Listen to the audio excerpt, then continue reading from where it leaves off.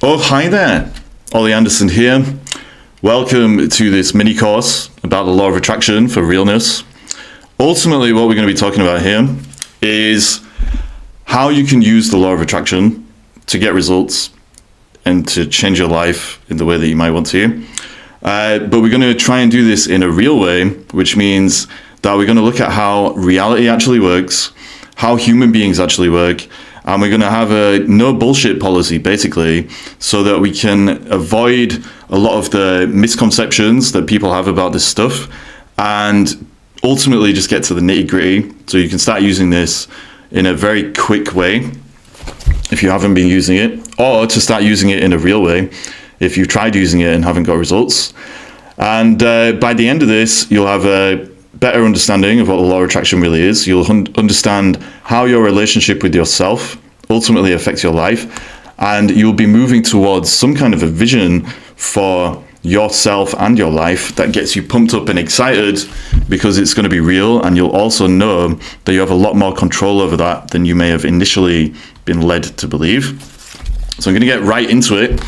This little mini course has 6 modules, so this is just so you know what's coming up. We got an introduction to the law of attraction. That's what this module is. We're going to talk about mindset and beliefs that either allow you to get results from it or not. We're going to do some creative visualization stuff. We're going to talk about inspired action, and then we're going to look at gratitude and appreciation, and then we're going to look at maintaining momentum. It's all leading up to this idea of maintaining momentum, which ultimately just means that you're going to make some lifestyle changes, and you're going to basically improve your relationship with yourself by improving your relationship with reality, and then you're going to get better results because you're not creating friction or distortion and resistance, which is what we're going to talk about in this course ultimately. So I'm going to get right into it.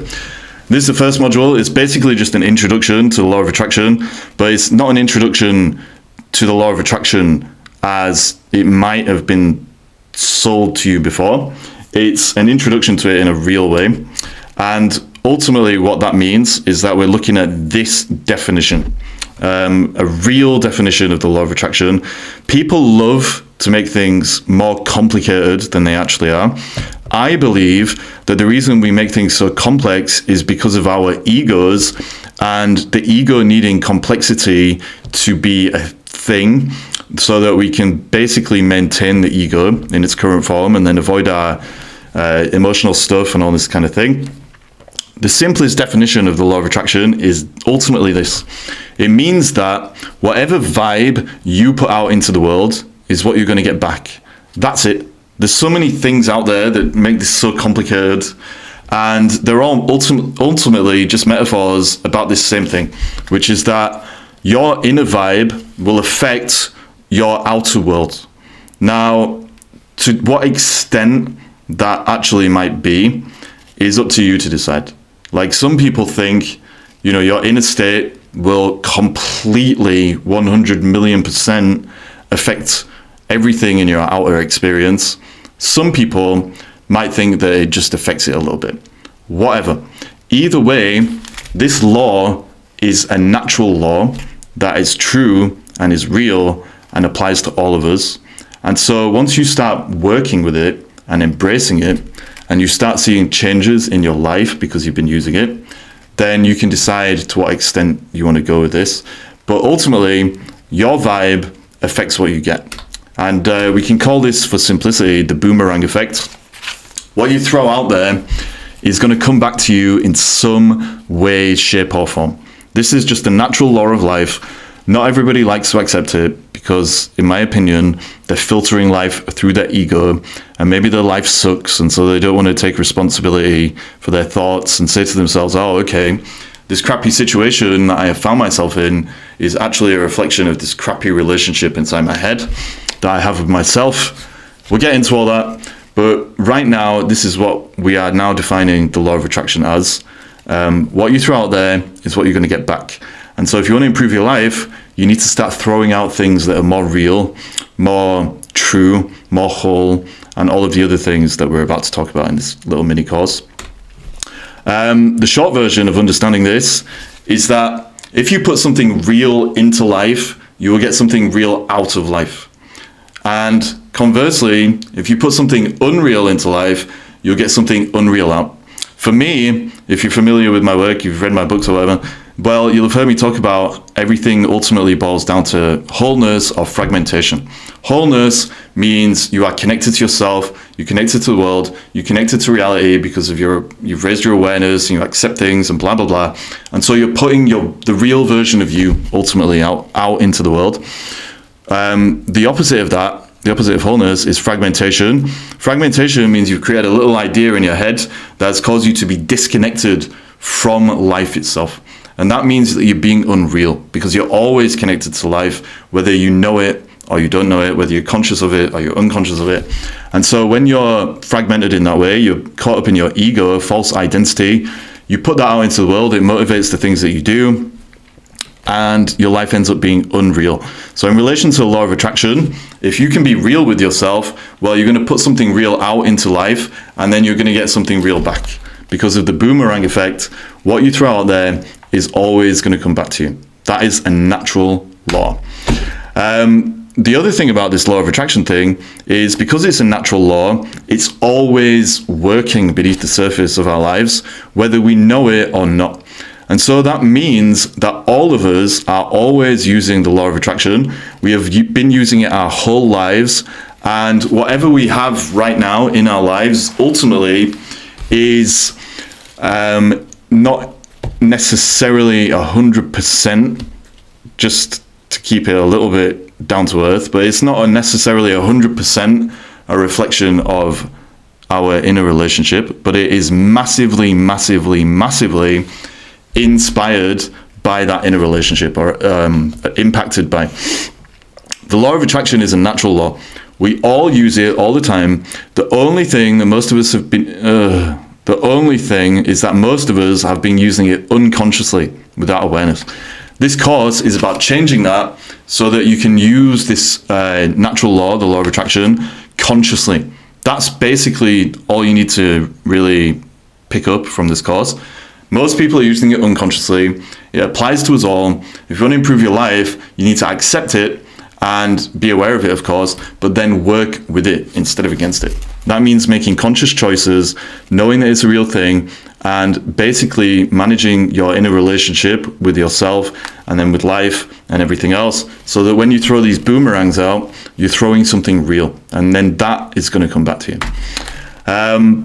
One thing that people don't like about this is that it means, because the law of attraction is always working, it means that your life right now is a product of what you put out in the past. So whatever is coming back to you in, today, basically, at this particular period of your life where you're doing this course, whatever is coming back to you is a product of the boomerangs that you've thrown out before. Now, obviously, not everybody wants to hear this, especially if their life sucks. And I can understand that, I guess. But the thing is, this is actually a very powerful thing or empowering thing, because it means that you have so much more choice over the future than you may initially have been led to believe. If your life sucks and you keep focusing on that, well, you're just going to keep putting out the same old shit, and you're going to keep getting the same shit back, because of the boomerangs you're throwing being the same boomerangs you've been throwing for however many years because of your conditioning and the voices in your head that you're hypnotizing yourself with. If you can understand that if you start throwing out different boomerangs today, more real ones, then eventually the external world is going to catch up with that and start throwing real stuff back at you, then you realize that we all have a lot of power over our lives. It's a very amazing, very liberating thing. Here's a quick history of the law of attraction, just so you know what we're talking about and the context that we found ourselves in. It's been around since ancient times. And the reason it's been around since ancient times is because it's a natural law. Gravity has been around forever. We may have only discovered it when that apple fell on Isaac Newton's head, but it was still there before that. It's the same with the law of attraction. It's a natural law. And so every human being in the history of human history has been using this law, either unconsciously or consciously. It got popular in the 19th century with the New Thought movement. Authors like Neville Goddard and Napoleon Hill popularized it. Napoleon Hill wrote that famous book, Think and Grow Rich. It got even more popular with the release of The Secret in 2006. based on the work of Abraham Hicks. And then ever since then, there's just been a load of bullshit and marketing nonsense online. Influencers on Instagram selling all these different techniques and offering it as a panacea to every problem in life. And it can help you a lot. But ultimately, most of those people are just trying to sell things. And it's not complicated. People need things to be complicated for their own egos, and so they can sell things to people that are confused. But basically, this is where we are. It's a very controversial concept. The reason it's controversial is because you can't prove it objectively. Like, even me talking about it now, it might sound like bullshit to some people, because I'm basically saying, oh, okay, if you change your inner state, then your outer world is going to reflect that, and everything can be hunky-dory and amazing and beautiful. But you can't prove it scientifically, because we're dealing with the inner workings of the mind and our connection to everything else. And science likes to kind of isolate things and break them down and so on and so forth, and it works. It's all about, you know, falsifying things and testing things. That's awesome. But we're dealing here with subjective experience, and the only way you can really find out if this works is to start using it. Personally, I didn't used to believe in the law of attraction. I was very rationally minded individual. I thought that we needed peer-reviewed studies for everything and blah, blah, blah. But then I actually started using it and getting results and having all these inexplicable things happen to me. And now I will never doubt it ever. But again, don't just take my word for it. Like, you need to basically start using these principles yourself, and you will just see that reality is way more interesting and intricate and intense than we may have been led to believe. Basically, reality is controversial. That's why I think a lot of people have an issue with this. Basically, the law of attraction means that we can take full responsibility for our lives. Not everybody likes that. So anyway, it's controversial. I acknowledge that. I know that by talking about it, it's some people are going to have an issue. That's fine. I'm just talking from personal experience and sharing what has worked for me. And basically, that's that. There's a quote from the Bible. I'm not like a religious fruit cake or anything like that. But ultimately, it's this: ask and it shall be given to you. Seek and you shall find. Knock and it shall be opened unto you. Now, that sounds very dramatic. And of course, this can be taken completely out of context. You could think that the law of attraction just means that you have to ask for something, and then basically that's it. You don't have to do anything else. This quote, I believe, is true, but it's not quite as easy as some people might make it sound or seem. You still have to take action, and you still have to do the inner work so that the things you are asking for, seeking, and knocking on the door to find are real. The reason that the law of attraction doesn't work for a lot of people is because they're coming from an egotistical place. And so it's the thing that we just said: unreal in leads to unreal out. And so they don't get the results that they want, or they end up miserable. Some common misconceptions. We're going to talk about this in more detail as we go through it. Like I just said, you still need to take action. There's a lot of bullshit out there that just makes people believe they can just do nothing and all of their dreams will come true. Life doesn't work like that. You still need to take action and show the world and reality and life and God or whatever it is that you believe in. You need to show that you're serious, and you need to take inspired action, which is what we're going to talk about. You have chosen most of the things in your life. This is another misconception, but that doesn't make you God. There's so much bullshit out there where people are telling themselves that they're God. I'm God, I can control everything. No, you are the creation. The law of life is the creator. We have all been created by reality itself, and you can call that God or whatever you want to call it. We did not create everything. We did not create the law of attraction. So if you were a God, you would be able to use the law of attraction to get rid of the law of attraction. That isn't ever going to happen.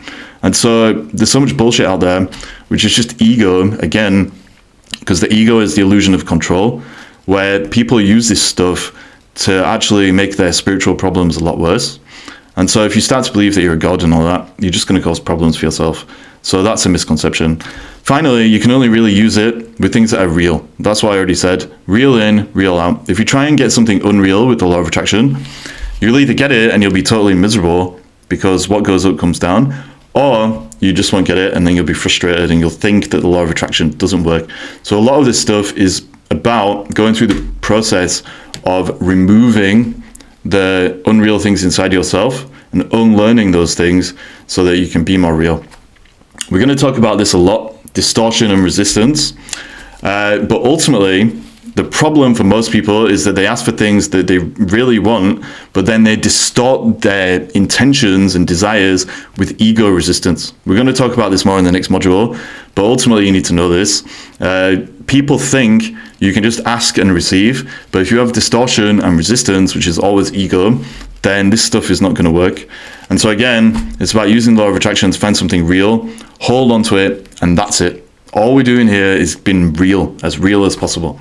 And ego resistance is just anything that causes us to avoid awareness and acceptance and the natural laws of reality so we can take inspired action. That's it. The main thing that causes people to get into ego is shame, guilt, and trauma. So this is going to come up a little bit, but basically, this is why the inner work is so important. If you have ego problems, then you have emotional problems. And so you need to work on the inner stuff before you're going to get the outer results. And a lot of people try this without doing the inner work. And so they don't get the results or things get worse for them. And they just tell themselves that this is bullshit. But the reason it's bullshit is because they're coming at it from an unreal point of view. The inner state is the key. That's basically what we need to learn in this course. The main thing you need to do is manage your inner state so it's aligned with the real things that you want. This just means unlearning a lot of the bullshit and conditioning you picked up in life and dissolving into your realness. You also need to manage your relationship with yourself so you don't distort with worry and fear and doubts. Basically what we're trying to do here to make this work, and the main point of this little course, is you're trying to get to an inner state where you have a sense of equanimity, you feel good, everything is amazing, and then you can start trying to manifest and all that kind of stuff. So that is the end of this first little mini module. If you want an exercise to do, so you can kind of integrate this, well, here it is. Write down a list of things that you want to attract in your life. It could be anything. Material possessions, experiences, personal qualities. A classic way to do this in coaching is to think about what you want to be, what you want to do, and what you want to have, but then reflect on why these things are either real to you or unreal. If they're real, you'll know why. If they're unreal, then scrub them off the list and don't even worry about it. You need to find something real that you want to move towards. So that is the end of this first module. I will see you in the next one, and I hope that has given you a good overview of where we're going with. Oh, hi there. It's me again, Ollie Anderson. This is module 2 of this mini course about the law of attraction and how you can use it in a real way. This module is going to focus on mindset and beliefs.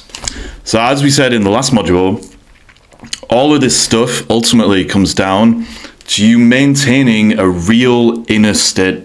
If you have a real inner state, which means that you have a sense of wholeness in yourself, basically, for brevity, then the outside world will be more real for you as well, because the boomerangs that you're throwing out there, because of the boomerang effect, are going to be more real. You put in real stuff in there, you're going to get real stuff out. That's how it works. That's the law of attraction. The thing that stops you having a real inner state is this stuff, your mindset and beliefs. So we're going to talk about this now.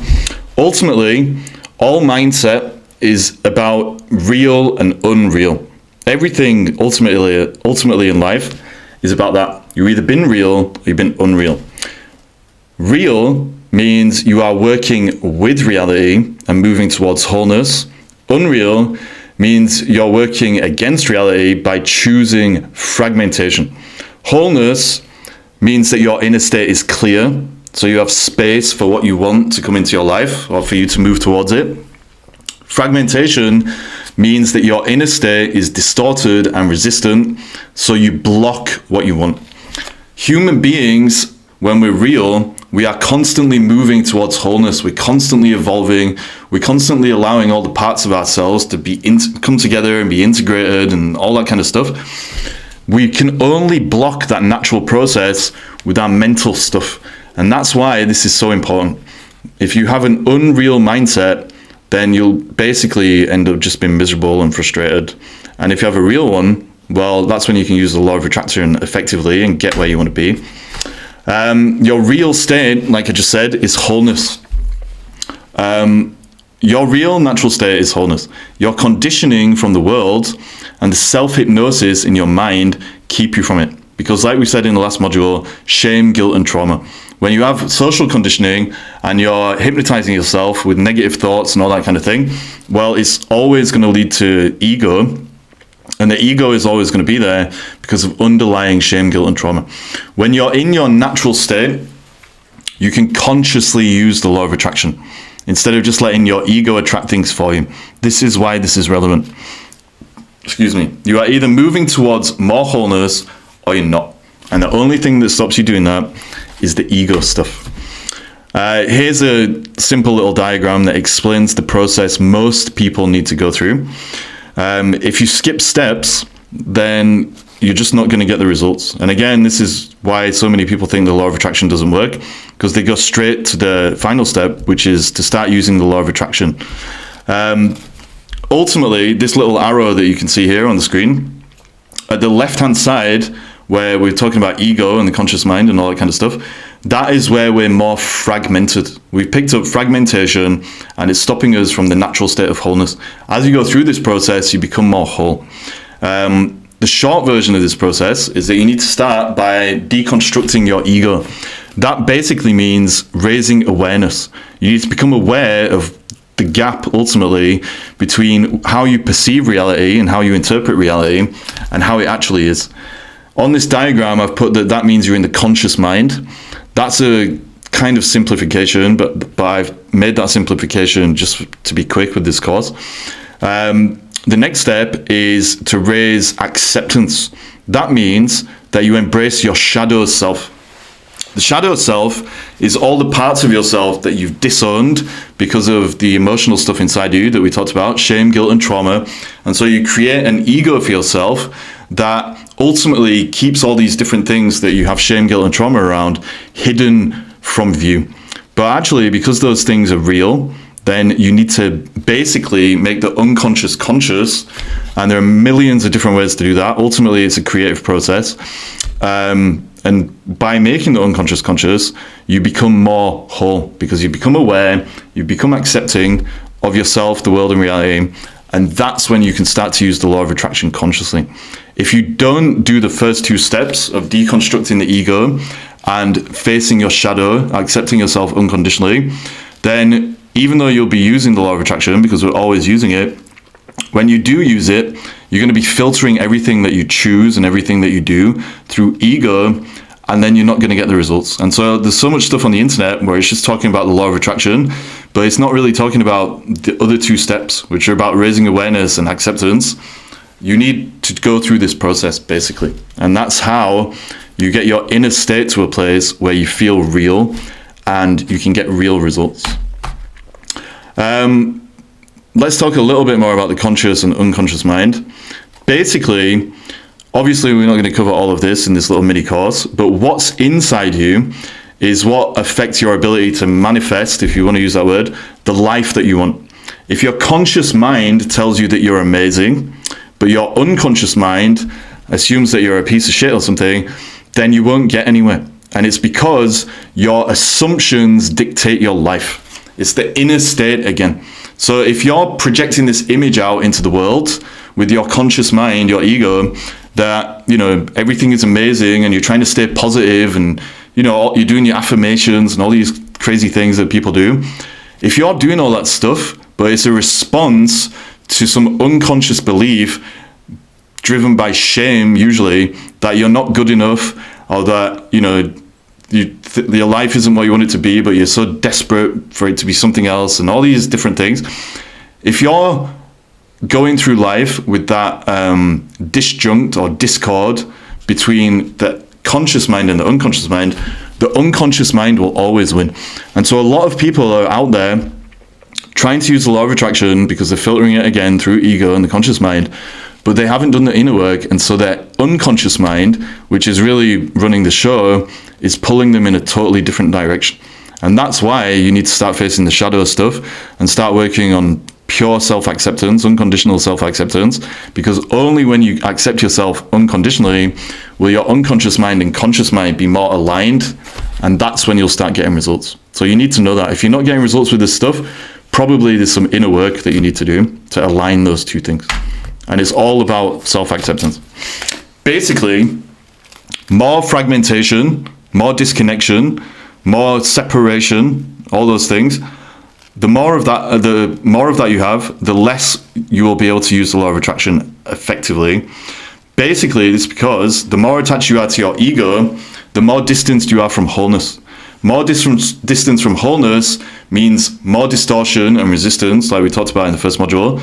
And basically, if you are more distorted and resistant to life itself and things happening, then you will never, ever, ever get the results that you want. And so the short version, again, of this course and the law of attraction in general is to keep doing the inner work so you can feel a sense of wholeness. Then everything else will fall into place. I keep talking about distortion and resistance. Here's some simple definitions. Distortion is just anything that stops you seeing clearly. Seeing clearly means living in a way where you embrace and you constantly move towards more wholeness in yourself and in life. So distortion, obviously there are a myriad things they could be, but it's things like limiting beliefs. So you tell yourself things aren't possible for you for whatever reason, even though they probably are. Negative thoughts, always focusing on the spirals of negativity that we can get sucked into.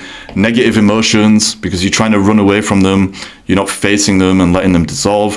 Fear that things won't work out. Worry about your finances or whatever it is. Just all this worry is not real. It's a distortion. In reality, there's nothing to worry about, believe it or not. Distraction, so not doing the things you need to do. You're spending all night watching Netflix when you could be doing some of this inner work, or you could be working on whatever projects it is that you're trying to move towards. Thinking that some things are harder than others for the law of attraction. I know that's maybe getting a bit ahead of myself, but basically this law of attraction and the inner state stuff, it doesn't really see any difference between whether you're trying to manifest a new house or whether you're trying to just manifest 50 quid or whatever. It's all the same to reality, and you distort the truth when you start to think that something is a big deal to the universe when it's actually just a big deal to you, if that makes sense. So anyway, that's distortion. Resistance is a form of distortion in a way, but really it's just anything that stops you going with the flow. One of the major lessons about this whole law of attraction thing is that it's not totally up to you. The universe or God or whatever higher power, even if it doesn't even have to be a higher power, but whatever higher thing you are going to eventually let go of your desires and give it over to, give power to, is the thing that's actually in charge of this process, because no human being can control everything. There's too many different variables in the universe. And so these things are all resistance. Control freakery, trying to control everything, trying to create a plan that you are totally attached to, not trusting that things will work out. The only way this will work, the law of attraction, is if you trust life. Needing to know everything. If you think that you have to have all the answers and you have to have every step planned and so on and so forth, it's resistance, because it's not real. You're never going to be able to do that. Fear of change, shame, guilt, trauma, etc. Anything that stops you going with the flow is resistance. Distortion and resistance combine to form a scarcity mindset. Scarcity mindset, for brevity, because this is a short mini course, means that you don't believe things are as abundant as they actually are. And it's always because of your distortions and your resistance to getting what you actually want, because of your ego stuff. When you're real, you have an abundance mindset. You realize that there's enough good stuff out there for everyone. There's enough money for everyone. There's enough cars for everyone. There's enough mansions for everyone. Whatever it is that you want. Personally, I don't want cars and mansions, but maybe you do. And an abundance of opportunities. Whatever. You have an abundance mindset when you've been real. And ultimately, that's it. So all of these things keep you from wholeness and stop you taking inspired action. Basically, in order to circumvent and overcome these distortions and to get in a place of wholeness and the flow of life, you need to be like a baby on a bridge. Now, that probably doesn't make sense to any of you, but a baby on a bridge comes from a cartoon I saw when I was a kid. There's a whole story behind that, which I won't go into. But basically, in this cartoon, there was a baby trying to cross a kind of ravine in the sky, and there was obviously like no way of getting across this ravine because it was just a ravine. But ultimately, this baby, it would just start walking in the sky because it was a cartoon, and every time it took a step, well, some bricks would appear underneath its feet and a bridge would form, and then it would take some next steps, and then the bridge would form even more, and then some more steps and some more steps and some more steps, and eventually it got all the way across the bridge. That is the same attitude that we're trying to talk about here.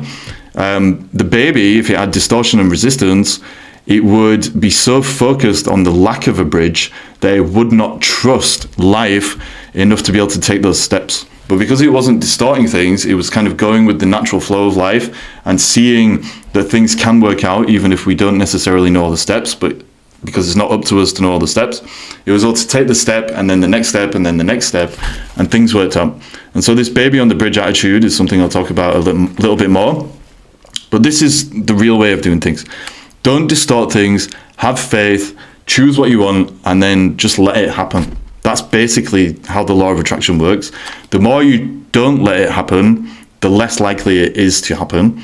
And that's ultimately it. So that's the end of the second module about mindset and beliefs.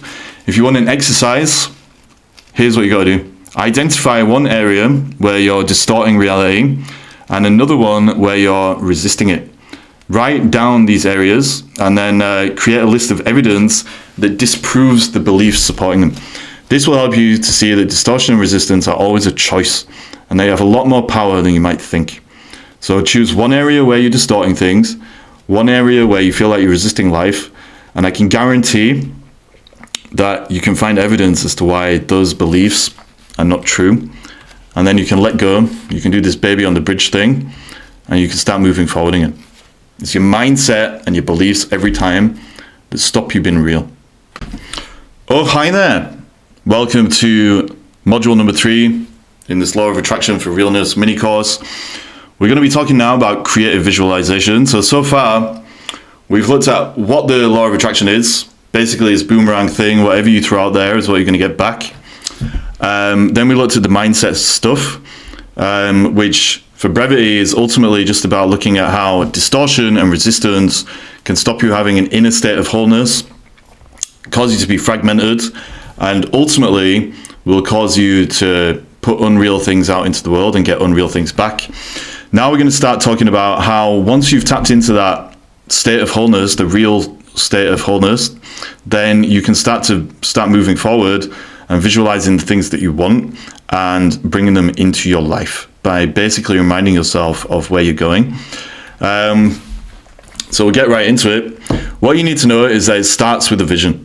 Most people don't live consciously because they don't realize that they have a choice.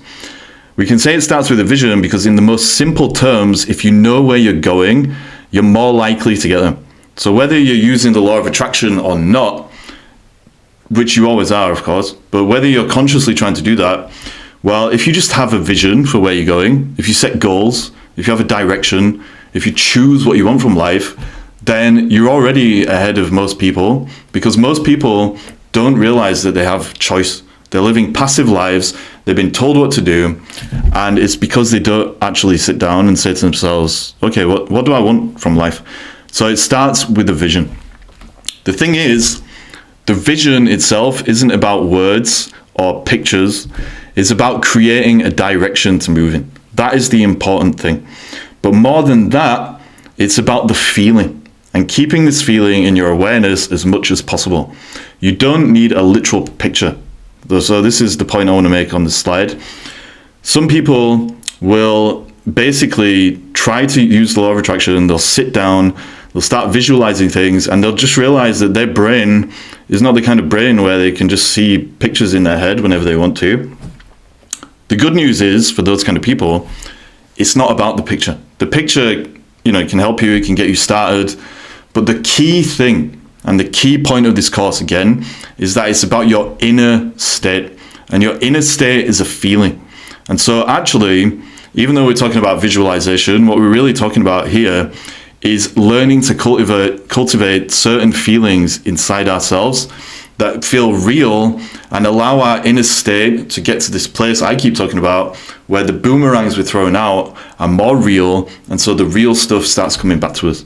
And all you really need to do, in the shortest possible version, is decide what you want, think about what that's going to feel like, work on cultivating that feeling inside yourself, and then hold on to it. It's not about images, it's not about words, it's not about affirmations and different techniques and all that kind of stuff. It's about the feeling. So that's what you need to learn in this module. Learn to feel how you want to feel. Get your inner state ready before you start thinking about the outer state or working on it, rearranging the furniture of your life. The only thing that stops you, surprise, surprise, is distortion and resistance, which is the ego stuff. You can basically choose to aim for whatever you want in life. Nobody can take that power away from you. It doesn't mean you're necessarily going to get it, because you might not be choosing something real, but you could choose to be a billionaire, you could choose to have a yacht, you could choose to go live in a monastery, whatever the hell, you could literally choose anything. It's your life. But the thing is, ego distortion and resistance will stop you from choosing and then moving towards whatever it is that you want. The distortion makes you think you have less choice than you actually do. It's going to tell you that you don't have power. It's going to tell you that it's impossible to choose everything you want in life and blah blah blah. It's all ego bullshit. But then the ego also stops you moving forward because of the resistance. You can only move forward in the flow state.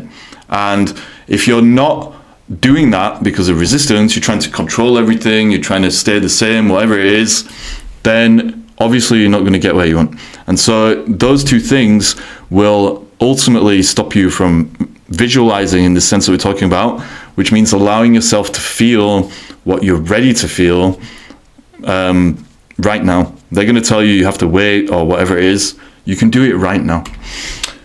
So let's say, for example, you're trying to manifest a new car or bring a new car into your life. How do these things get in the way? They're going to tell you that in terms of distortion, they're going to say things like, it's too hard. I don't know how. You don't need to know how. They're going to tell you that people will think you're showing off if you get this new car. They'll think that you're arrogant, whatever it is. If you say to yourself that you want something, and then the next minute you start telling yourself all these things that people are going to say things about you or whatever it is, then all you end up doing is cancelling out the intention in the first place. And so with the boomerang effect, if you've cancelled it out, well, you're putting nothing out there, you're going to get nothing back. But you might be telling yourself you put something out there because you had the attention in the first place, and you're not thinking about this cancellation effect. And so you're just going to become confused and say it doesn't work. This is all distortion. And another thing you might say is, I'm not this kind of person who can have a car like this, blah, blah, blah. Distortion. Don't do it. Resistance is things like not trusting the process, being triggered by uncertainty. So in the case of this car that we're trying to manifest, you might say, I don't know how I'm going to get it, and this uncertainty is triggering my shame, I feel terrible, blah, blah, blah. You're going to start avoiding the real self, which is judgment because of shadow, trying to control everything, getting impatient. Basically, you're not going to have equanimity and being in the real state because you're resisting trusting the process. And this is why, again, to drill home the point of this course, is about your inner state. A quick thing you can do to start using some of these creative visualization techniques in this real way that we're talking about is to meditate. Obviously, if you've never meditated before, there's going to be a whole journey you need to go on in order to effectively do this. But basically, what you're trying to do is to feel a sense of wholeness. I keep talking about wholeness because wholeness is real. You need to get to that place. And basically, an easy way to do this is to meditate. You sit down, you meditate, and you just do it until you feel wholeness. It might take you a few weeks to even have a taste of what I'm talking about. But ultimately, when you get to that place of wholeness, you won't have your thoughts chattering around. You won't be thinking about what you need to have for breakfast next week or any of that stuff. You will feel a sense of peace. You'll feel a bit of a buzz. You'll feel alive. That's when you need to start imagining the things that you want, the goals that you're trying to move towards, the things that you're trying to bring into your life. If it sounds simple, it's because it is. Like I said, there's so much crap out there about all these different techniques you need to do, and you know, you're supposed to go dance under the moon and finger your belly button and blah, blah, blah. No, you need to sit down, you need to feel real, i.e. a sense of wholeness, and then you need to feel what it's going to feel like in that space to start bringing it, the things that you're trying to bring into your life. It will happen, and you'll kind of, I'm reading the slides and confusing myself. Feel it and hold that intention. Then it will either happen or you will clearly know what to do. That's inspired action. So you'll be feeling this feeling of wholeness, something will click, and then you can just let it go. Or you're going to get a little nudge or some kind of prompting from within inside yourself that is going to tell you what you need to do. And then you need to go do it. That's why the law of attraction is about action as well. But ultimately, visualization means sitting down, get into a place of wholeness, chilling out, and then feeling what you would feel. And you will always feel abundant, basically, whatever that means to you. Here's an exercise for this. Basically, choose one of your goals or desires, create a detailed picture in your mind. Obviously, the feeling is the most important thing, like I said. Start to picture it. That's going to make it easier for you to do the feeling stuff. Sit down and then cultivate the feeling that it's already real. If it is real, then it's already real, because everything is about the process of real stuff moving towards more real stuff. Use your senses to create a vivid and realistic feeling for yourself. Try to practice this visualization for at least a few minutes every day.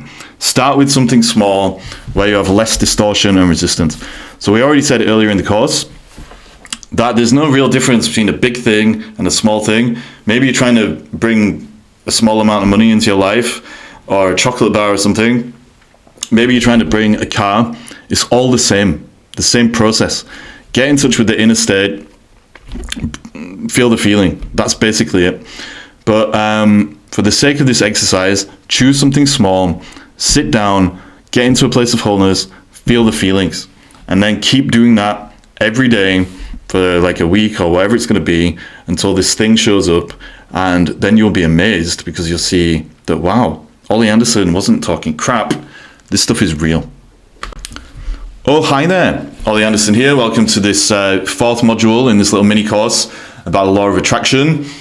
So far, we have talked about how the law of attraction, when we're looking at it from a real point of view, is ultimately just about this boomerang effect. So what you put out there into the world is what you're going to get back. And so ultimately, you need to be coming from a real place if you want to live a real life. Then we looked in module 2 at the mindset stuff. The mindset stuff is basically just about looking at ego distortions and ego resistance. Ego distortion being stuff that stops us seeing clearly. Ego resistance, things that stop us from flowing with life and trusting the process. All of that stuff comes from our mind, and it makes us unreal. And according to this boomerang effect, the law of attraction, if we're putting something unreal out there, that's what's going to come back to us, and we'll live an unreal life. Then we looked at creative visualization, which is ultimately not about pictures or words. It's about tapping into a feeling of wholeness and then using that to kind of envisage the future and to imagine how you're going to feel when you're living the life that you want to live. The main point of doing that is just to keep you in the inner state of realness that we keep talking about, which is the main point of this course, that your inner state is what it's all about. You don't need all these funny external techniques that people like to talk about. There's no real secret or anything like that. If you want to live a real life, you need a real inner state. And that's what we're talking about. But that doesn't mean that all you need to do is sit around meditating. You still need to take action. And that's what this fourth module is about. Inspired action. We kind of alluded to it already in one of the previous modules, and the creative visualization one, that when you're meditating, you're getting into this feeling of wholeness, and you're kind of feeling the feelings that you want to feel, so that you can be getting those feelings back from life to a greater degree, that you will probably either feel this thing clicking into place, which means, okay, you don't need to do anything else, or you're going to start getting inspiration and ideas and little nudges and prompts from the universe or your unconscious mind, or whatever word you want to use, that are going to tell you what you need to do and what direction to move in. If you don't take those actions, then you're not going to get what you want. And this is a pitfall that I see a lot of people making. They think that they don't need to do anything. They think they can just gaze into their belly button and ultimately just be passive and roll over, basically, and just wait to die without realizing that's what they're doing. And that's always ego. I've got another course actually called a personality transplant. We talk about that in detail. But if you have a passive mindset, it's your ego that is holding you back. And this module is going to give you a quick overview of what inspired action actually means. So ultimately what we're talking about here is action versus inspired action. It all boils down to two words. You're either forcing things or you're flowing. Forcing is always ego, and it never works, because like we keep saying, broken record, you're putting unreal things out there, or you're motivated by unreal things, you're going to get unreal stuff back. And so forcing is just a form of being unreal. When you're flowing, you're being real. You're moving with life, you're responding, you're not just filtering everything through your ego, you're navigating reality from a real place within inside yourself, and then the gap between the inner and outer is not quite as wide as it may be if you've been unreal, and so you're more likely to get the results that you want. So ultimately, when we're being real, connected to wholeness, we take inspired action because we have done the work and allowed ourselves to be prompted or nudged by wholeness. Forcing never works. Inspiration, flow, always does. If you're flowing towards something real and you're not motivated by the ego shit. Basically, that's all you need to know. The problem is that a lot of the time we think we're inspired, but we're just being motivated by our ego because of our shame, guilt, and trauma and all that internal stuff. But basically, if you find yourself forcing things, then it's better to do nothing. A mistake that people make is that they think they can just do nothing, like I already said. Basically, this little slide is just going to go over that in a little bit more detail. But anyway, the law of attraction isn't about doing nothing, just to drill that in again. It's about doing the real things. That's what you need to know, basically. Inspired action is doing the real things. This is why it always comes back to real, unreal, like everything else in life. Saying that though, doing nothing is always better than doing something unreal. So this is something it took me ages to realize in my own life. Sometimes, because I was so determined to get certain results in life, I would basically just come up with all these kind of cockamamie ideas about how to do it, and I would just spend all my time just doing this work that I didn't even really need to do, because I had decided how I was going to get the results. And as I've kind of already said, that is not something that is up to me.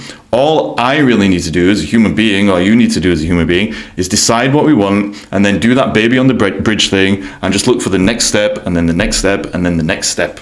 If you think you have figured it all out, that is a way of forcing things, and all of the actions that you take are just going to be a waste of time. And so actually, doing nothing is better than doing something unreal, because when you're doing nothing in an active way, i.e. you've chosen it, you're not being lazy, then you can allow these inner prompts and nudges to kind of pop up, or you'll find yourself getting inspiration from things in your surroundings or whatever it is. But doing nothing is actually a way of making space for the something to kind of arise, basically. So that's all you need to know basically here. Doing nothing is better than doing something unreal, always. Distortion and resistance, surprise, surprise, block inspired action. So your ego, your false identity that you've created because of shame, guilt, and trauma, and a lack of faith or trust or belief in life itself, for most people in general terms, is the only thing that gets in the way of inspired action. It either stops you from acting, or it makes you take the wrong unreal action. One reason that it stops people from taking the action that they need to take if they want to be real and start bringing these things into their life that they truly want on a real level is, as you move towards more realness, Well, the ego is seen to be less and less vital or important to you in your survival, because a new version of you is going to emerge from the shadows. You're going to get out of your comfort zone. You're going to evolve. You're going to expand, all that kind of stuff. The ego doesn't want that. And if we're too attached to the ego, we don't want that either, because we don't want to ride through uncertainty and have to face ourselves and all that kind of stuff. But when you've been real, that kind of growth and expansion is just part of the journey. And ultimately, that is why understanding this law of attraction stuff and being real in general is about working through discomfort to get a more comfortable life in the long term. It's only uncomfortable when you're growing through your edge and you're holding on to the old ideas. So again, even that comes back to ego stuff. But anyway, that's probably too much for this little mini course thing. The ego makes you take wrong action because it tricks you into thinking you're doing everything yourself, or that you have to do everything yourself. Again, this just comes back to the forcing thing. When you feel like it's all up to you, that you are separate, you are independent, you are completely detached from life as a whole, you will make a little plan that is all about you being in charge of your life. It's a form of control freaking. And actually, nobody is fully in control of their life. And so another aspect of understanding and working with the law of attraction and reality, because ultimately they're the same thing, because it's a natural law, is that you have to give up control, basically. That means you only really decide what you want because you can control that completely. But how you're going to get it, you don't actually know. You can have a plan, but that plan is just a plan. It's not the truth. And so you need to be open about that. Ultimately, then, we can say it's not all up to you. The lesson is that you have to transcend yourself in order to get what you really want from life, a feeling of being truly alive in wholeness. That's all any human being really wants. They want to feel fully real, fully alive, and the only thing that stops you doing that is the ego. And the only thing that is preventing you from going from here to here and getting from the life you have now to the life you want, which is going to be more real if you've done this inner work, is the ego stuff. You don't need to know how you'll get where you're going. You just have to trust that you will get there and be responsive enough to navigate reality on the way. Ultimately, it comes down to this. So if you can't tell, this icon on the screen right now is a treasure map. The idea that we're going to talk about briefly is that the map is not the territory. When we think that we want certain things from life, we create a map in our heads about how we're going to go out there and get it. But the map is always informed by our best current understanding of life, and it's also filtered through our best or most accepted idea about who we currently are. And so if we have a gap between the conscious and unconscious, between the ego and realness, because we have got all this emotional stuff going on and we just need to basically avoid growing real, then the map that we will create is going to be totally unreal.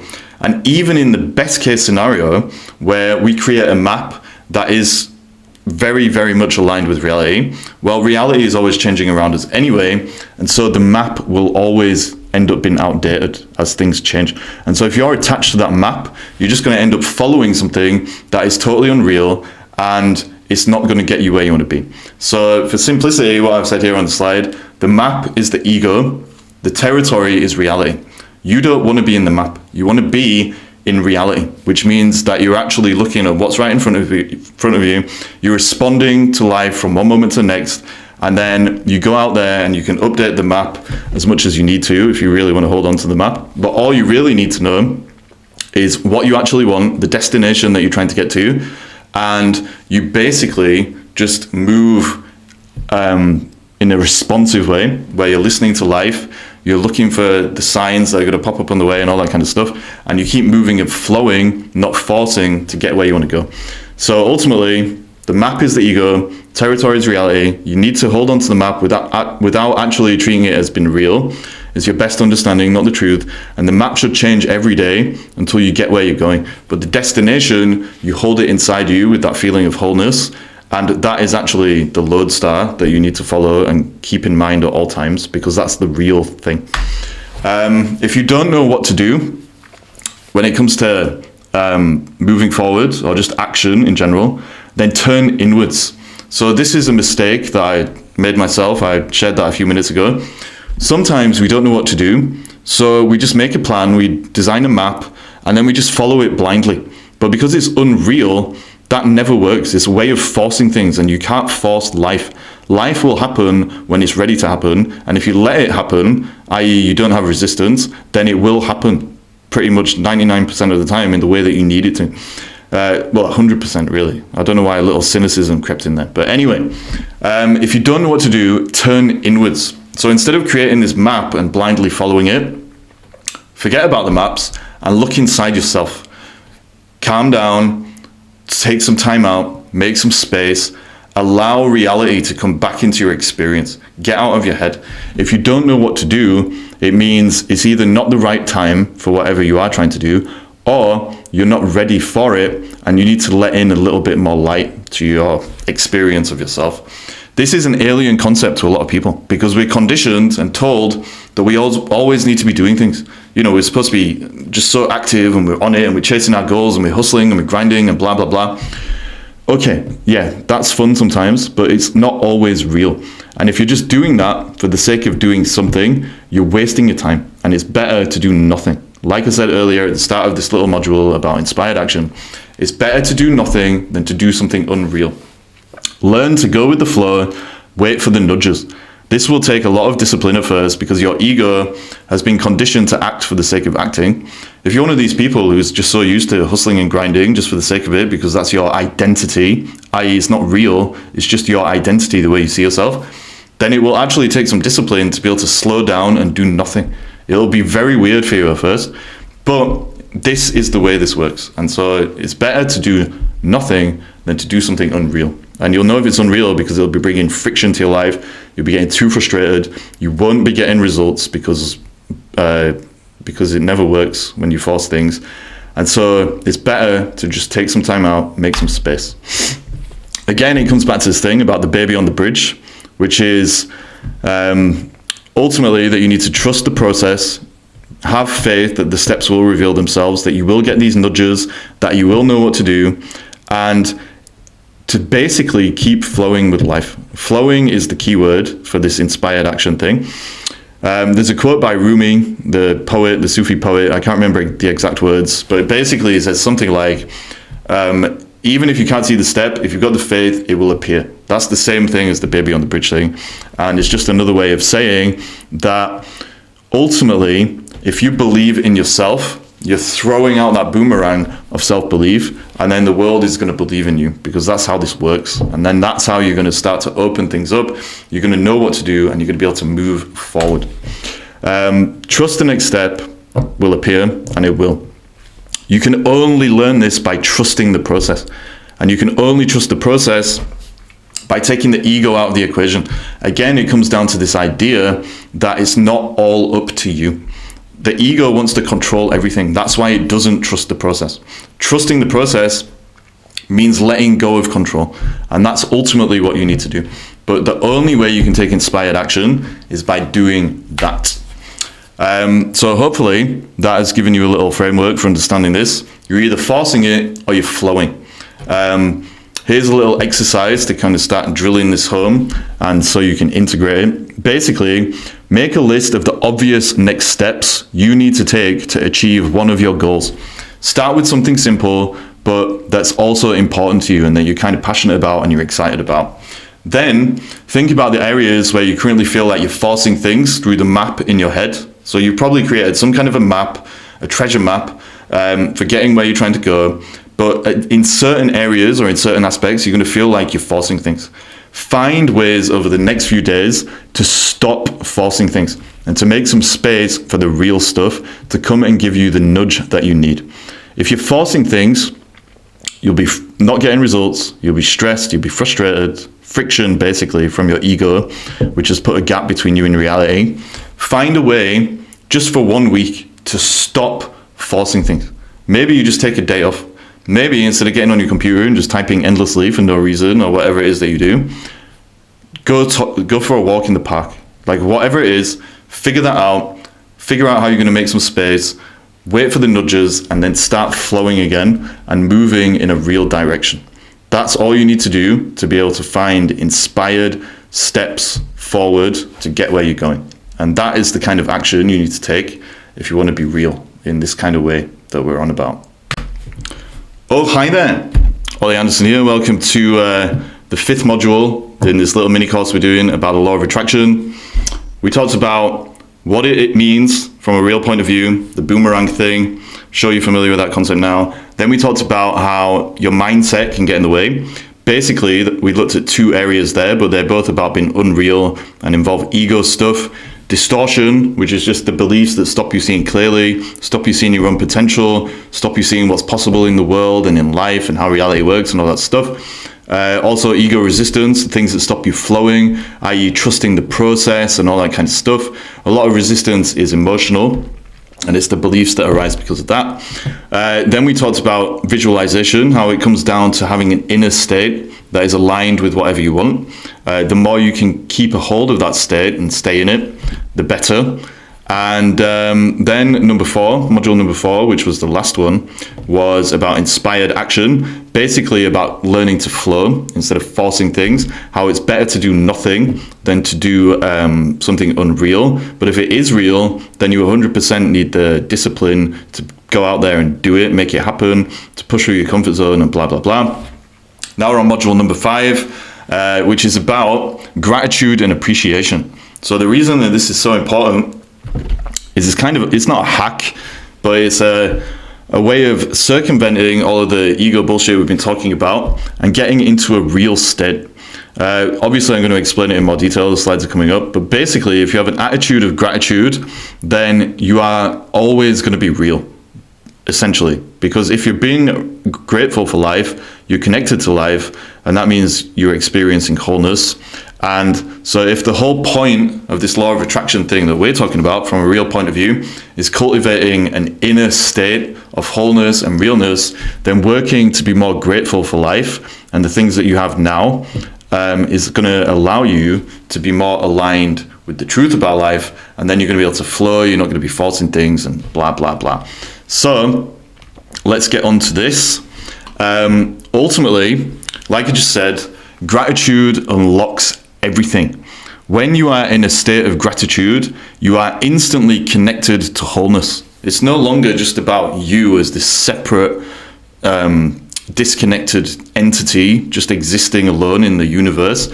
You are connected to whatever it is that you're grateful for. You get an inner state that is a much higher vibration, if you want to say that. And so you're going to feel more aligned with everything, connected and blah, blah, blah. Basically, gratitude gets you out of your head and into life. And when you're in this real state, well, that's when you can keep flowing. So there's no ego resistance.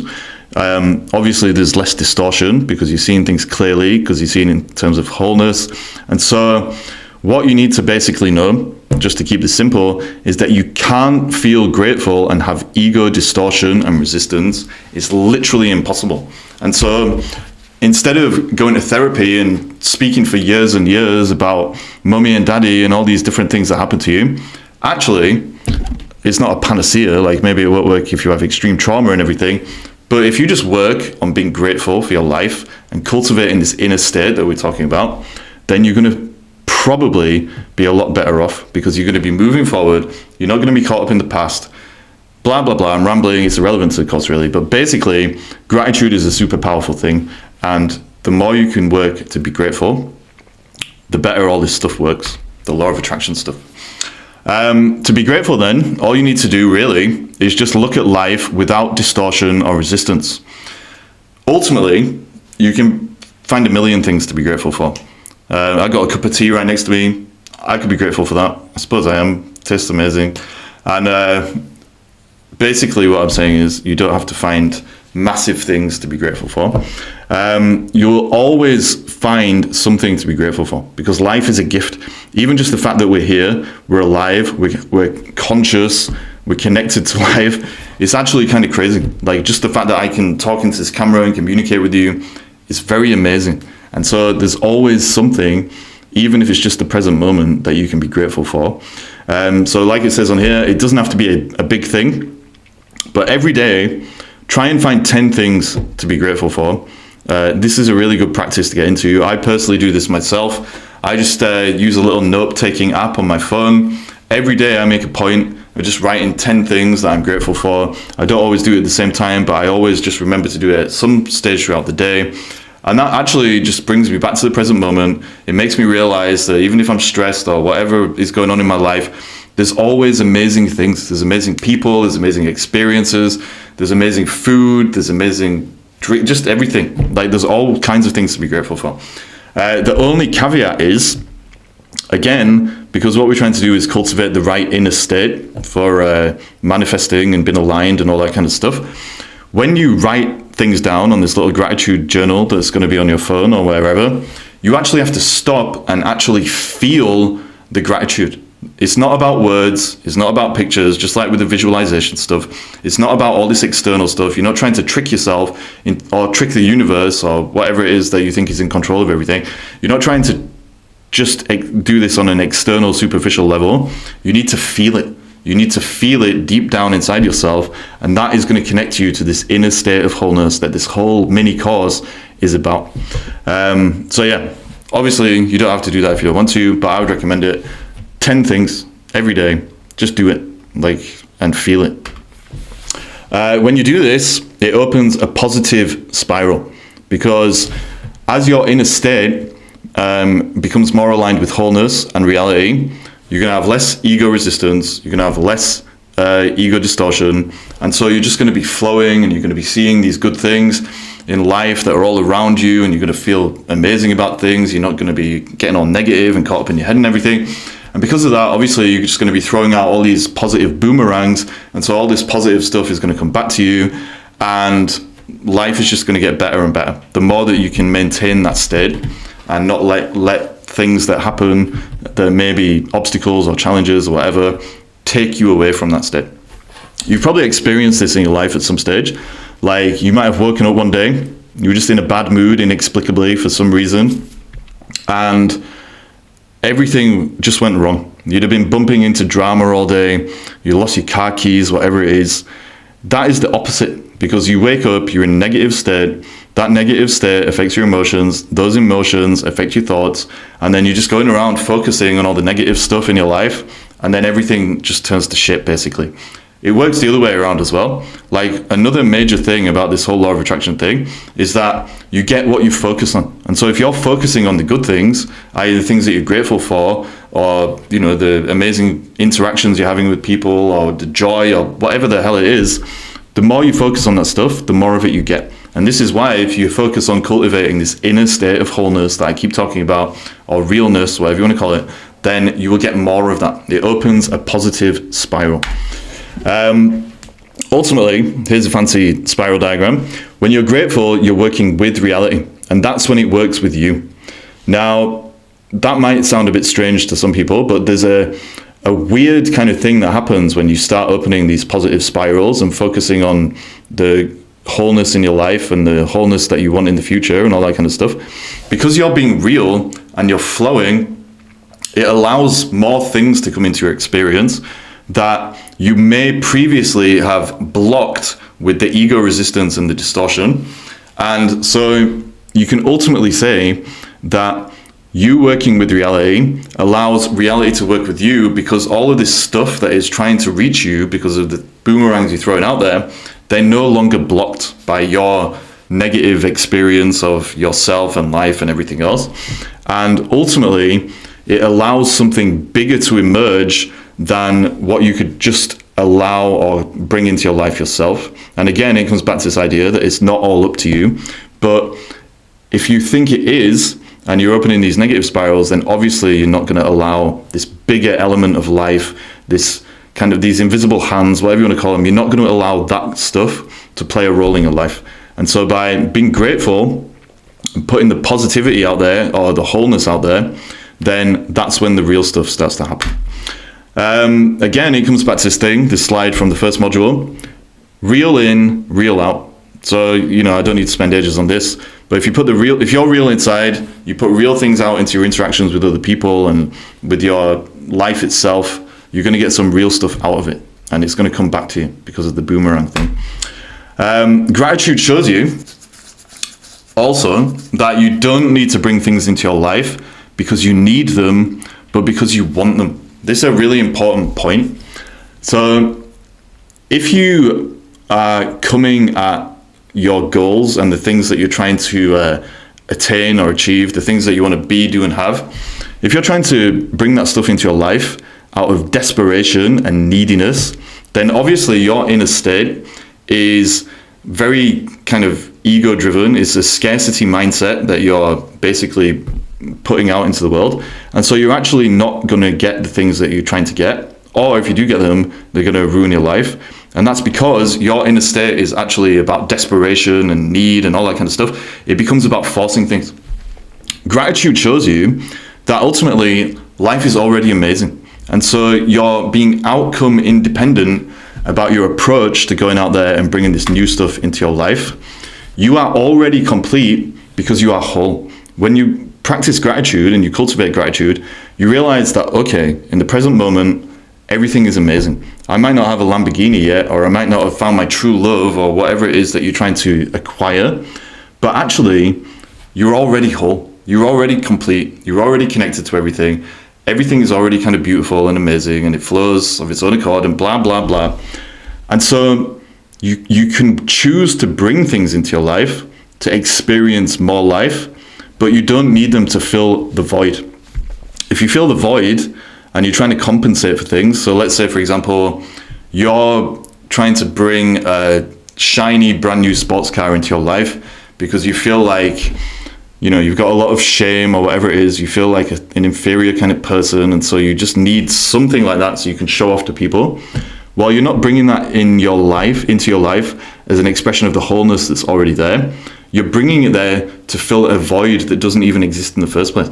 You only think that void exists because of your ego stuff and your unreal relationship with yourself. And so a way of circumventing all that and getting into a real place and therefore bringing real things into our life is to practice gratitude and to realize, okay, I can want things without really wanting them. If it comes, that's amazing. If it doesn't, I'm going to be okay. And ironically and strangely, the less attached we are to bringing these things into our lives, the more likely they are to come, because we're not disrupting or distorting or resisting their arrival, basically. Ultimately, what this is all about just is a fancy way of saying, I suppose, that gratitude keeps you outcome independent. What that means is this: if you don't get it, you'll be fine because you're already complete, you're whole. Mysteriously, like I said, not being desperate for things doesn't push them away, and so you're more likely to attract them. Again, it's because of your inner state. If you feel whole and you feel complete and you're trying to bring real things, then ultimately they're going to come right to you because there's nothing blocking them.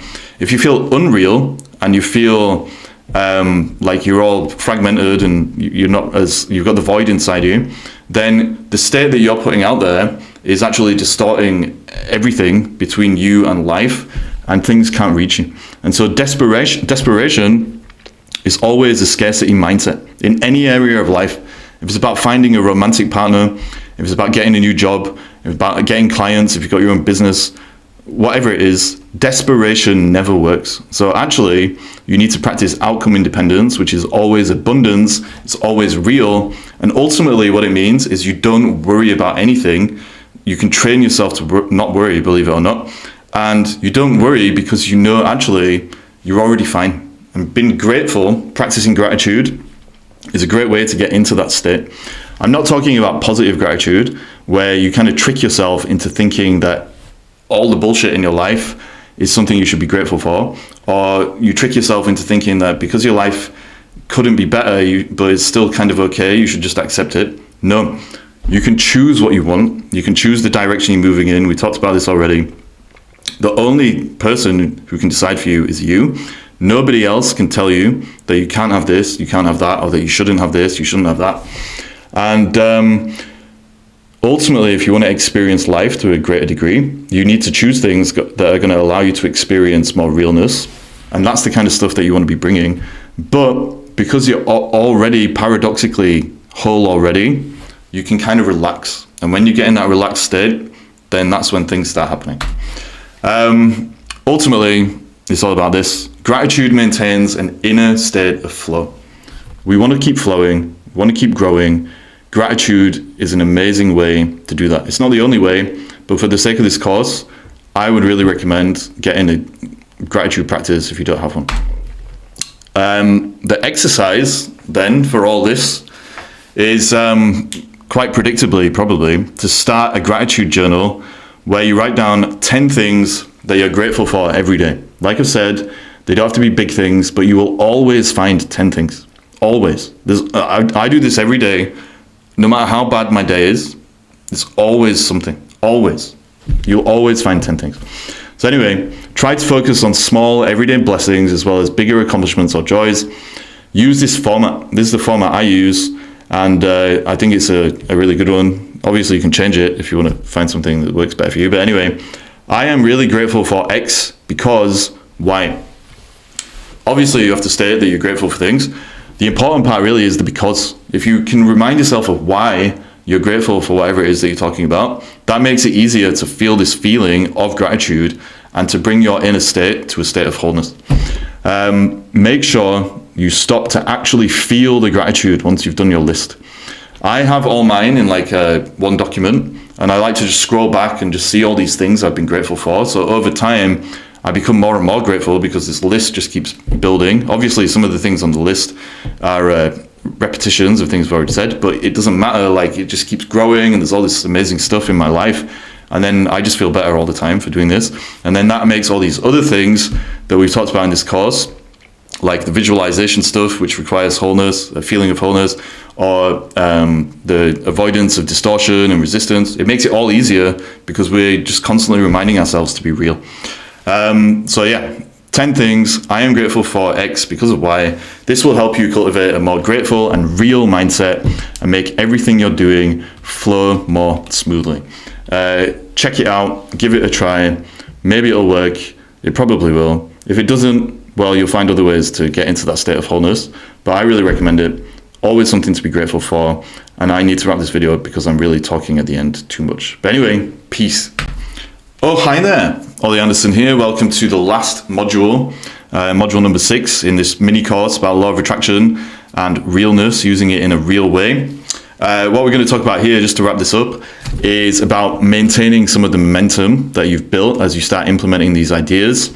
So if you've done the exercises that were accompanying each module, you've already started looking in the first module at what you actually want that's real. In the second module, the beliefs and mindset stuff, you start looking at ego distortion and ego resistance, the things that hold you back ultimately within yourself from moving towards that stuff. The third module, we started looking at visualization stuff and kind of feeling that feeling of wholeness, which is ultimately what this whole course has been about, focusing on that feeling as much as possible, and how you can kind of start feeling a connection to the things that you're trying to bring into your life and blah, blah, blah. Fourth module, we looked at actually acting on that stuff. So again, just as a reminder, this law of attraction isn't just about staring into your belly button and not doing anything. You will have to take action, but it has to be inspired action.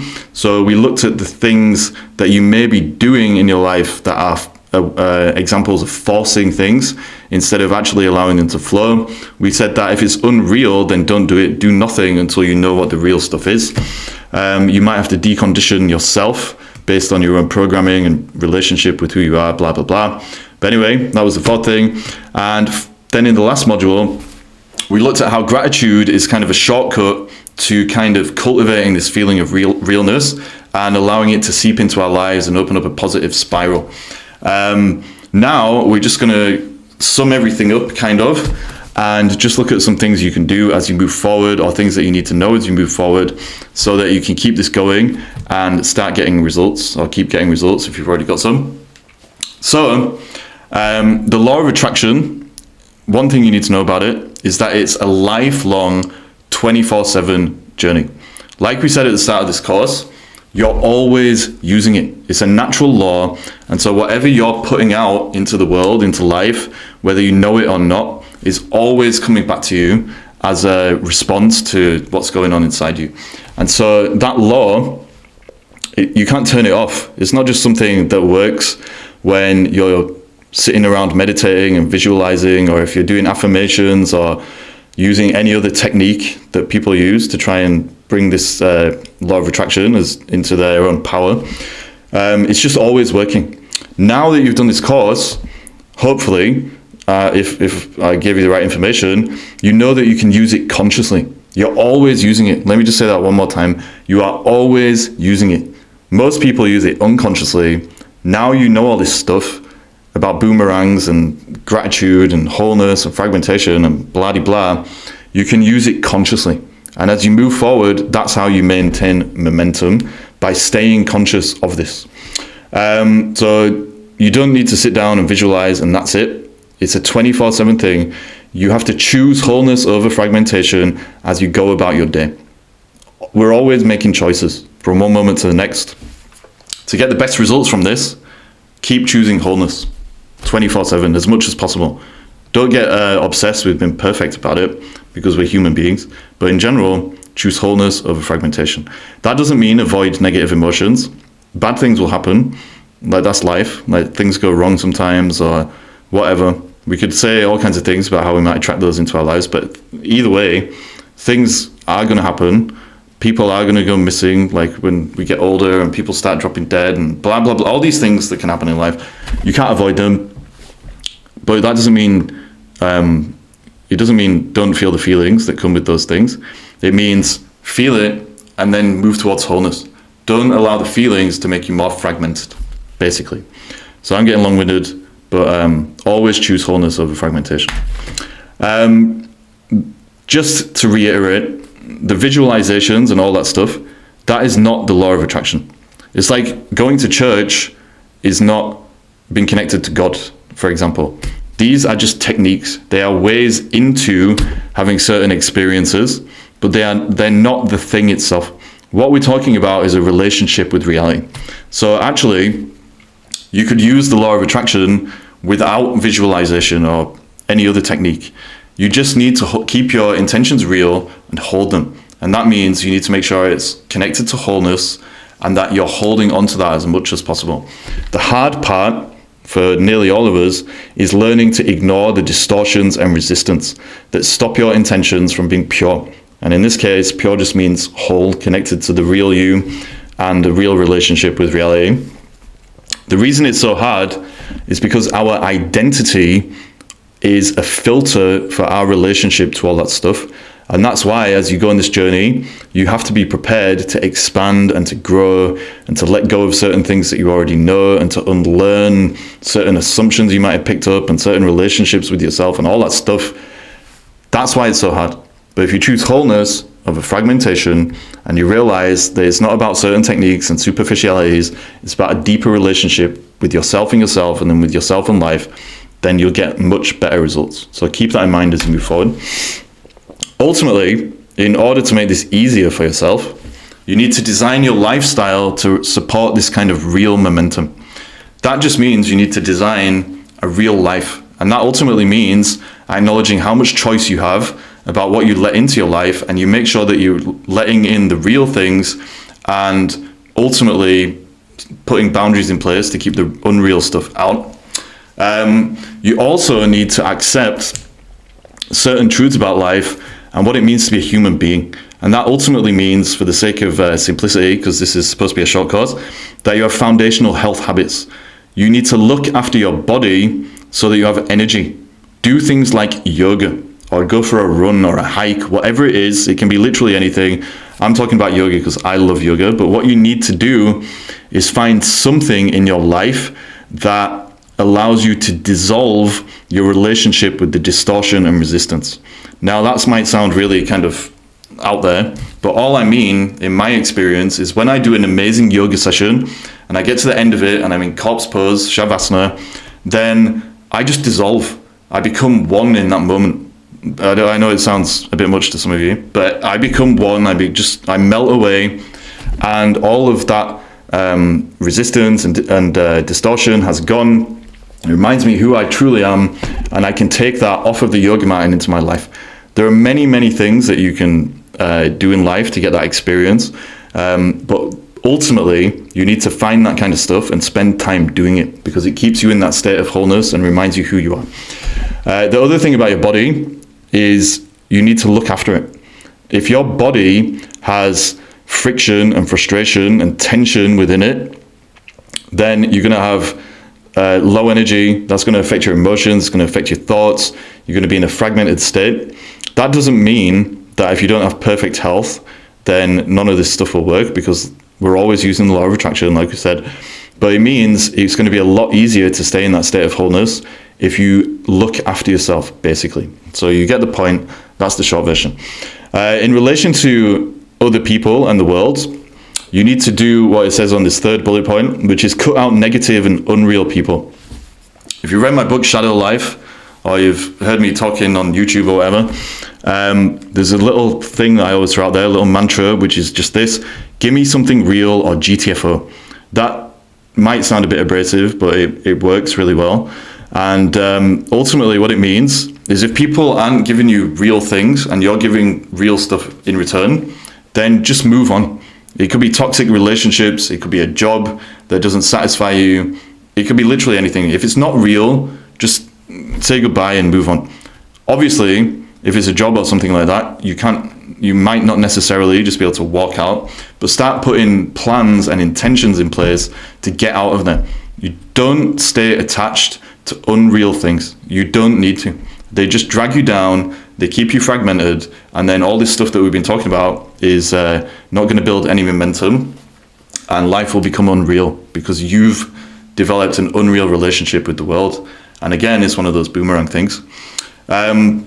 Take inspired action and make space to do the inner work when you're waiting for a nudge. I know we had a whole module on that, but as you build momentum, remember, keep taking the inspired action. It's better to do nothing in an active way than to do unreal things. Obviously, you can do nothing in an unreal way. That's passivity and holding back and hesitation because of the ego stuff.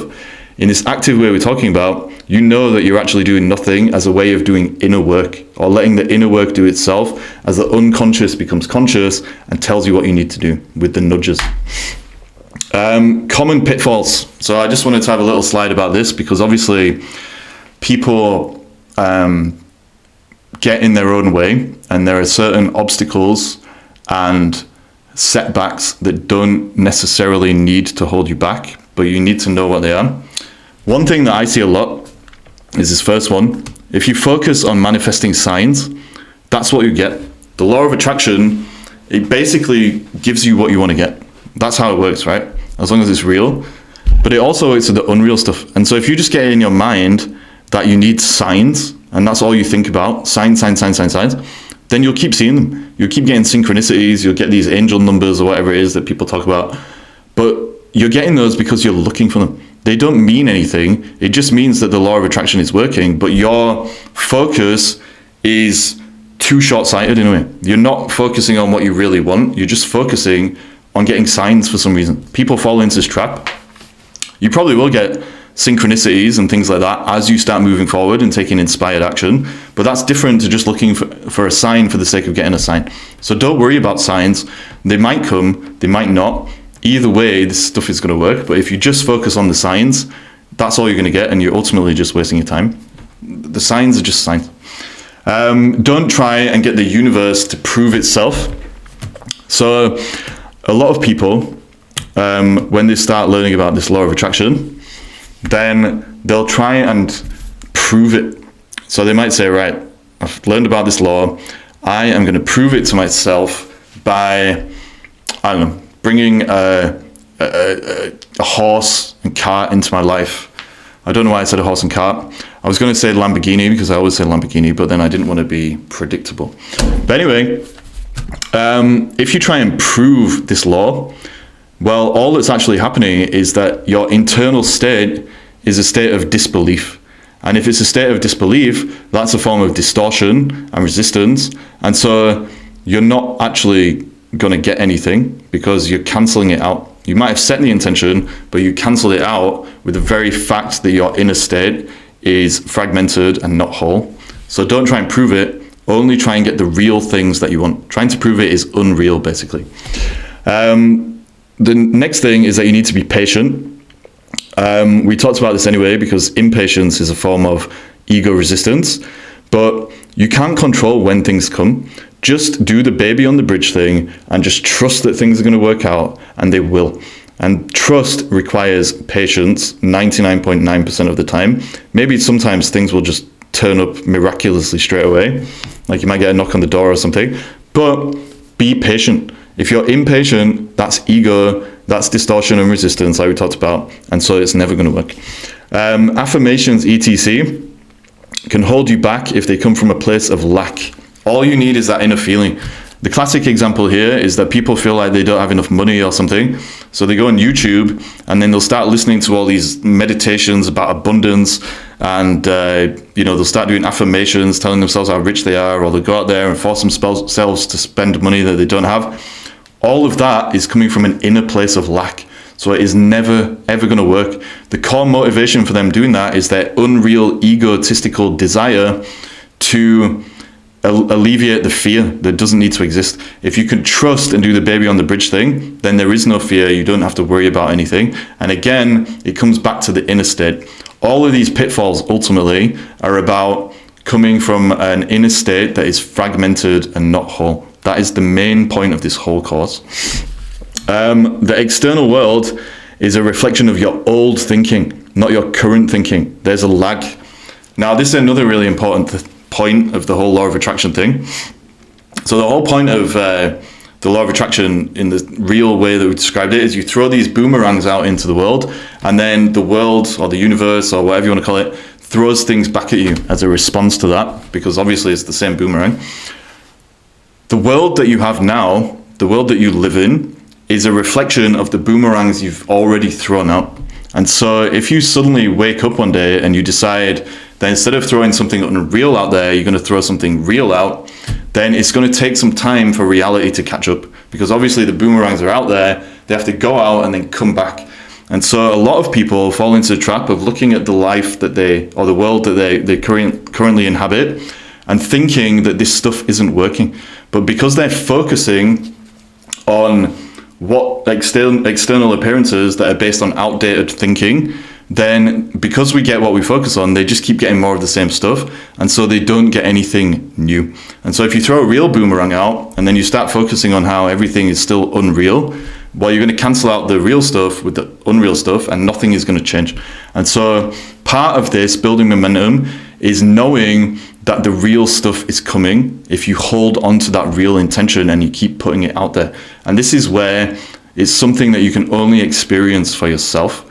This doesn't even make conceptual sense, really, if you think about it, or objective sense. But if you stay real and you ignore external appearances, then the real stuff can come back to you. That is how it works.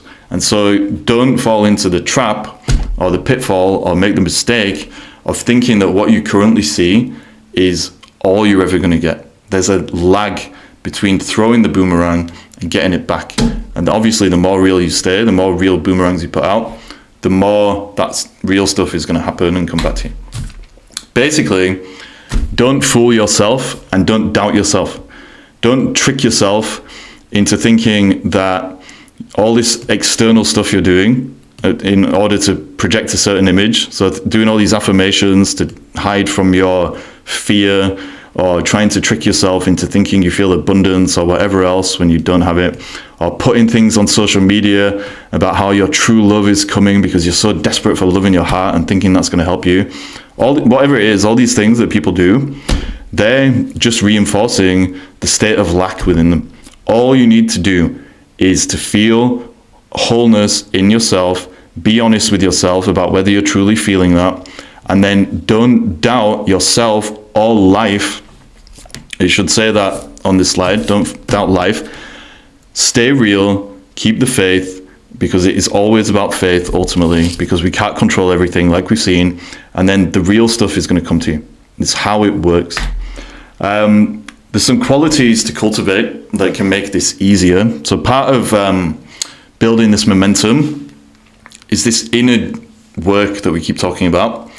Ultimately, if you're here now in one place and you're trying to get somewhere else, as you cross the gap and go from one place to the other, you're going to become a different version of yourself. If that gap is unreal to real, these qualities that are on this slide can help you to make the inner changes that we're talking about. How you go about cultivating these qualities is going to be different for all of us, but in general terms, these are the kind of things that we need to work on. So the first one is clarity. So ultimately all that means is that you keep working to gain clarity about what you want and where you're going without becoming outcome dependent. So you need to keep thinking about, right, what do I actually want from life? What's real to me? What does it look like? What kind of relationships do I want? What kind of work do I want? Blah, blah, blah. The more clarity you have about the real stuff, the easier it is to get there. The next thing you need to work on is realness, of course, right? Like this whole course is about being real, ultimately. Don't get caught up in negative thinking, and don't be overly positive either. Both of those are ego distortion. If you're too negative and you're going to open a negative spiral, that's obviously unreal. It's ego, because like we were saying in the gratitude module, there's always something that we can be grateful for. Life can always be really good.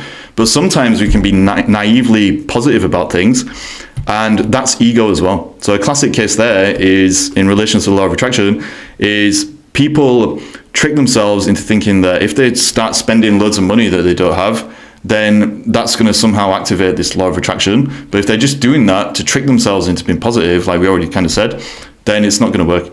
Realness means ultimately you're just in a state of equanimity. You have inner peace. You're not worried about things. You're not overly excited about things. You're walking the tightrope ultimately between order and chaos, and staying in reality. Reality is not about duality. It's not about good. It's not about bad. It's about wholeness. Everything we talked about in this course is about staying in the state of wholeness. So realness is super important. Patience, for all the reasons we talked about. Don't try and rush the universe, or whatever you want to call it. Things will happen when they're ready. Don't be impatient. It's one of the biggest mistakes that people make. You need to find a way, if you want to build momentum with this stuff, to cultivate patience in your life, whatever that looks like to you. Trust is another one. If you doubt, then you're in an unreal state. Feel it and move forward. In reality, there is no reason to doubt things, because we ultimately know that things are either real or unreal. We've aligned ourselves with the real stuff, and we can trust that reality is taking us where we need to go. You have to have that trust, or you're just going to block the real boomerangs coming back to you when you throw them out there. And without that trust and the baby on the bridge thing, the next step is not going to appear.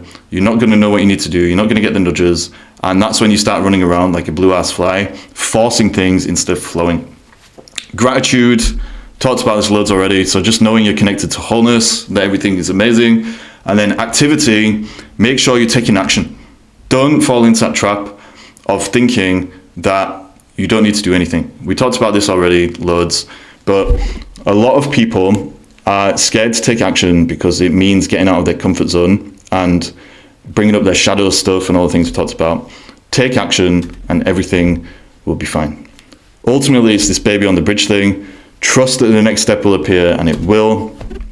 If you want an exercise, you should say module 6, but anyway, if you want an exercise for this last module, what habits can you cultivate that allow you to develop the 5 qualities, the 6 qualities we just mentioned, and to keep building momentum? Clarity, realness, patience, trust, gratitude, and activity. What tweaks do you need to make to your mindset and your life to stay in the real state? So if you want a final activity for this course, just to start building momentum, ignore the typos on the slide. I apologize. It should say module 6, and then I added an extra quality, so it should say 6 instead of 5. But anyway, how can you personally, in the context of your life, start cultivating these qualities, which are going to carry you towards momentum? They're going to allow you to get where you want to go, and they're going to allow you to implement these ideas and start living a real life. Thank you so much for doing this mini course. If you have any questions, get in touch with me on social media or wherever you want. Otherwise, I just hope that these ideas have helped you, and that you can kind of unblock yourself and start flowing a bit. And thanks so much, honestly, for just spending time with me and doing this course. Take care.